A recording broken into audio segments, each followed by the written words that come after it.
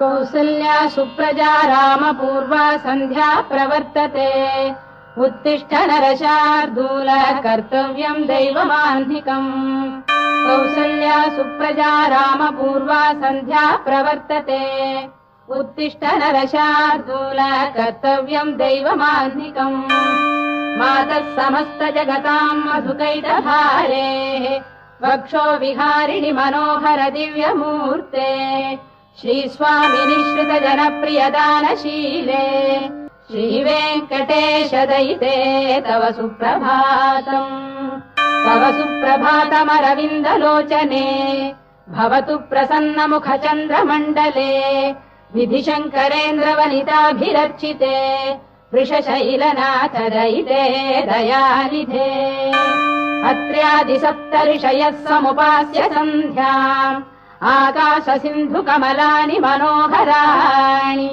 आदाय पादयुगमर्चयितुम् प्रपन्नाः शेषाद्रिशेखर विभो तव सुप्रभातम् पञ्चाननाब्ज भव षण्मुखवासवाद्याः त्रैविक्रमादिचरितम् विबुधास्तु वन्ति भाषापतिः पठति वासरशुद्धिमारात् शेषाद्रिशेखर विभो तव सुप्रभातम् ईषत्प्रफुल्ल सरसीरुहनारिकेल पूगद्रुमादिषु मनोहर पालिकानाम् आवाति मन्दमनिलः सह दिव्यगन्धैः शेषाद्रिशेखर विभो तव सुप्रभातम् उन्मील्य नेत्रयुगमुत्तम पञ्जरस्थाः पात्रावशिष्ट कदली फलपायसानि भुक्त्वा सलीलमथ केलिशुकाः पठन्ति शेषाद्रिशेखर विभो तव सुप्रभातम् तन्त्री प्रगर्ष मधुरस्वनया विपञ्च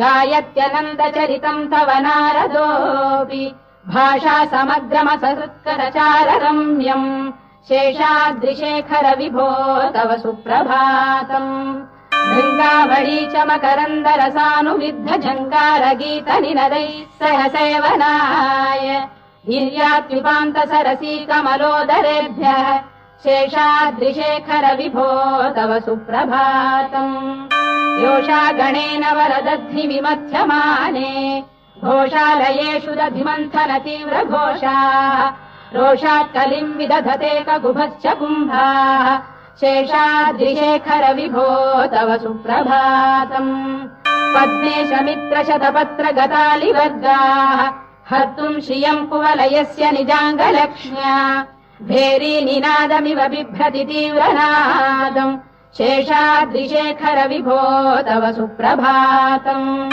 श्रीमन्नभीष्टवरदाखिल लोकबन्धो श्री श्रीनिवास जगदेक दयैक सिन्धो श्रीदेवतागृह भुजान्तर दिव्यमूर्ते श्रीवेङ्कटाचलपते तव सुप्रभातम् श्रीस्वामि पुष्करिणिकाप्लव निर्मलाङ्गाः श्रेयोर्धिनो हर विरिञ्च सनन्दनाद्याः द्वारे वसन्ति वरवेत्र हतोत्तमाङ्गाः श्रीवेङ्कटाचलपते तव सुप्रभातम् श्रीशेषशैल गरुडाचल वेङ्कटाद्रिनारायणाद्रिवृषभाद्रिविषाद्रिमुख्याम् आख्याम् त्वदीय वसतेरनिशम् वदन्ति श्रीवेङ्कटाचलपते तव सुप्रभातम् सेवापरा शिव सुरेश कृशानुधर्म रक्षोऽम्बुनाथ पवमान धनाधिनाथाः बद्धाञ्जलि प्रविलसन्निज शीर्षदेशाः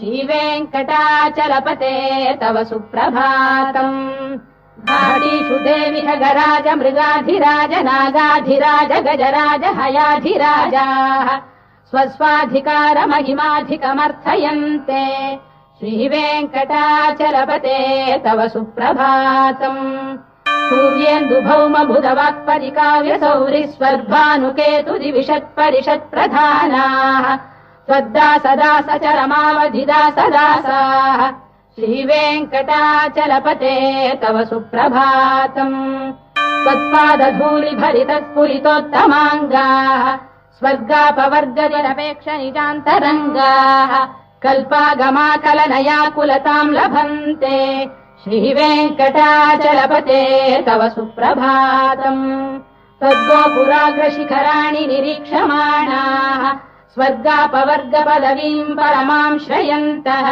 मर्त्या मनुष्यभुवने मतिमाश्रयन्ते श्रीवेङ्कटाचलपते तव सुप्रभातम्। श्रीभूमिनायक दयादिगुणामृताब्धे देवादिदेव जगदेक शरण्यमूर्ते श्रीमन्ननन्त गरुडाधिभिरर्चिताघ्रे श्रीवेङ्कटाचलपते तव सुप्रभातम्। श्रीपद्मनाभ पुरुषोत्तम वासुदेव वैकुण्ठ माधव जनार्दन चक्रपाणे श्रीवत्स चिह्न शरणागत पारिजात श्रीवेङ्कटाचलपते तव सुप्रभातम्। कन्दर्पदर्पहर सुन्दर दिव्यमूर्ते कान्ताकुजाम्बुरुह कुड्मललोल दृष्टे कल्याण निर्मल गुणाकर दिव्य कीर्ते श्रीवेङ्कटाचलपते तव सुप्रभातम्। मीनाकृते कमठकोल नृसिंहवर्णिन् स्वामीन् परश्वत तपोधन रामचन्द्र शेषांश रामयदुनन्दन कल्किरूप श्रीवेङ्कटाचलपते तव सुप्रभातम्। एलालवङ्ग घनसार सुगन्धि तीर्थम् दिव्यम् वियस्सरिति हेम घटेषु पूर्णम् धृत्वाद्य वैदिक शिखामणयः प्रहृष्टाः तिष्ठन्ति वेङ्कटपते तव सुप्रभातम्। भास्वानुदेति विगचानि सरोरुहाणि सम्पूरयन्ति निनदैकगुभो विहङ्गाः श्रीवैष्णवाः सततमर्थितमङ्गलास्ते धामाश्रयन्ति तव वेङ्कट सुप्रभातम्।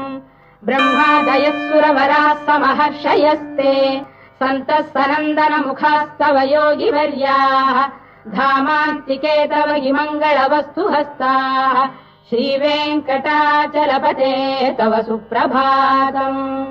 लक्ष्मीनिवास निरवद्य गुणैक सिन्धो संसार सागर समुत्तरणैक सेतो वेदान्त वेद्य निज वैभव भक्त भोग्य श्रीवेङ्कटाचलपते तव सुप्रभातम्।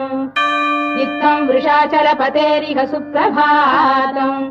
ये मानवाः प्रतिदिनम् पठितुम् प्रवृत्ताः तेषाम् प्रभात समये स्मृतिरङ्गभाजाम् प्रज्ञाम् परार्थसुलभाम् परमाम् प्रसूते। इत्थम् वृषाचलपतेरिह सुप्रभातम्। ये मानवाः प्रतिदिनम् पठितुम् प्रवृत्ताः तेषाम् प्रभात समये स्मृतिरङ्गभाजाम् प्रज्ञाम् परार्थसुलभाम् परमाम् प्रसूते।